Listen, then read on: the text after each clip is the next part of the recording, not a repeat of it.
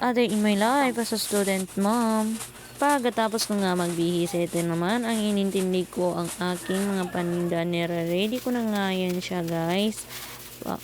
Para nga mas mabilis at kada isang silupin nga dyan ay 52 pieces at isang tindahan naman ang lalagyan ko niyan.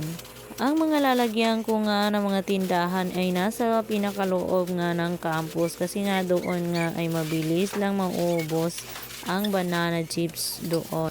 Minsan nga ay isang araw ay nauubos na ang 52 pieces. Hindi rin nga sila guys nalulugi kasi kada 52 pieces ay 60 pesos ang sa kanila. Malaki nga ang tubo nila dito kaysa doon nga kinukuha sa iba. Di man ganun kaganda ang packaging ng aking banana chips pero masasabi ko naman na mas marami naman ang laman nito kaysa sa iba.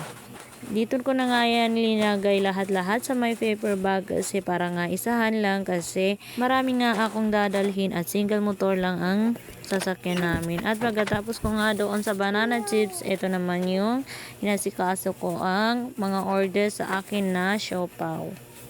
Lahat nga ng pinapak ko nga na ito ay order na ito. Pinapak ko na nga siya guys para madali lang siya pag dineliver na at hindi na nga ako mahihirapan magbilang. Kada isang pack nga nito ay 50 pesos at 300 pesos nga ang order sa atin ngayon na i-deliver din natin ngayong araw. Ito na nga guys ang last na paggawa ko ng siopaw kasi nga magtatrabaho na nga si pare sa malayo. At matagal nga siya guys, hindi makauwi kaya wala akong katulong.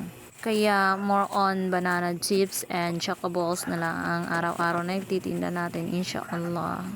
Kaya nga guys, pasensya na nga guys sa mga naghahanap ng ating siopaw kasi nga akong katuwang ngayon kaya. Pero inshallah baka makapagtinda din tayo ulit. Maraming salamat nga pala guys sa lahat ng mga nag-order ng ating siopaw at araw-araw na bumibili at hindi nagsasawa.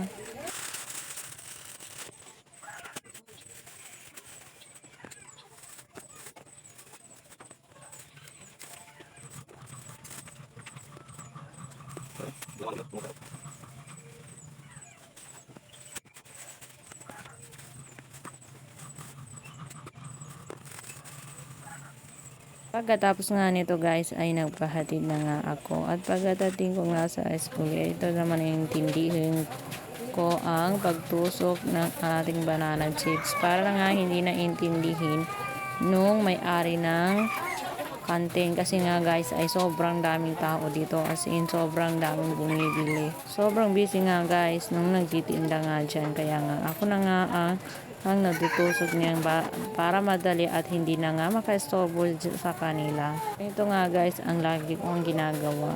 That time nga ay marami na nga estudyante na dumadating pero nga hindi na nga ako nahihiya pag nakikita nga nila ako. Since grade 1 pa nga ako, sanay na ako nagtitinda. Hanggang dito na lang. Thank you for watching.